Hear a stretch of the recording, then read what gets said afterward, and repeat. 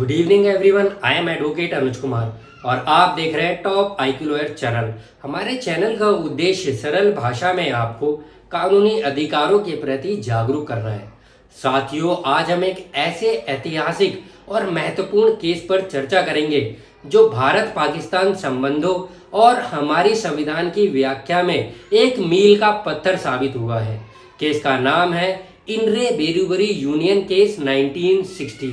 यह केस न केवल कानूनी मुद्दों बल्कि हमारी राष्ट्रीय अखंडता और सीमाओं की सुरक्षा से भी जुड़ा हुआ है। यह विवाद पश्चिम बंगाल के जलपाईगुड़ी जिले में स्थित बेरुबारी यूनियन को लेकर था, जो लगभग 8.57 वर्ग मील का क्षेत्र है। 1947 में भारत के विभाजन के बाद सर रेडक्लिफ द्वारा खींची गई सीमा रेखा में कुछ भ्रम की स्थिति उत्पन्न हुई। सर रेडक्लिफ ने अपनी सीमा रेखा में इस क्षेत्र को भारत को आवंटित किया था, लेकिन पाकिस्तान का दावा था कि यह क्षेत्र पूर्वी बंगाल का होना चाहिए, जो उस समय पाकिस्तान का हिस्सा था। इसके बाद भारत और पाकिस्तान के बीच कई वर्षों तक इस पर विवाद चलता रहा, लड़ाई चलती रही और सन 1958 में नेहरू नून समझौते के तहत इस क्षेत्र को समान रूप से भारत और पाकिस्तान में विभाजित करने का निर्णय लिया गया। इसके बाद राष्ट्रपति ने ऑनरेबल सुप्रीम कोर्ट से इस विवाद के समाधान के लिए मार्गदर्शन मांगा। तो आइए सरल भाषा में इस केस के फैक्ट्स, इश्यूज और डिसीजंस को डिटेल में समझते हैं। इस केस के फैक्ट्स कुछ इस प्रकार हैं।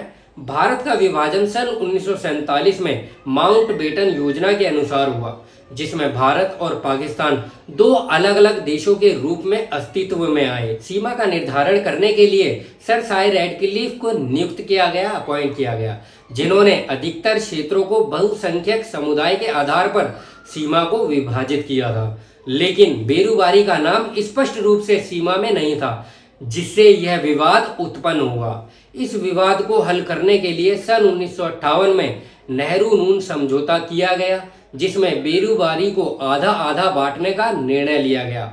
साथियों, इस केस में कुछ महत्वपूर्ण संवैधानिक मुद्दों पर ऑनरेबल सुप्रीम कोर्ट द्वारा विचार किया गया। And first issue was that क्या बेरुबारी यूनियन के विभाजन के लिए संसद को किसी विशेष कानून बनाने की आवश्यकता है।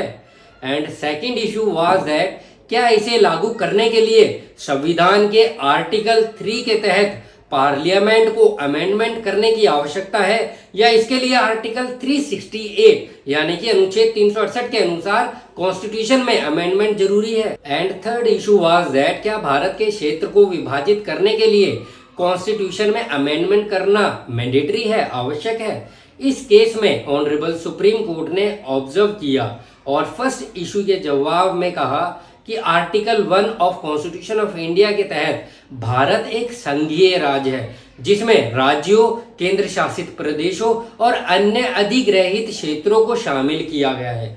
इसलिए बेरुबारी यूनियन के पार्टीशन के लिए पार्लियामेंट को किसी स्पेशल कानून को बनाने की नीड नहीं है।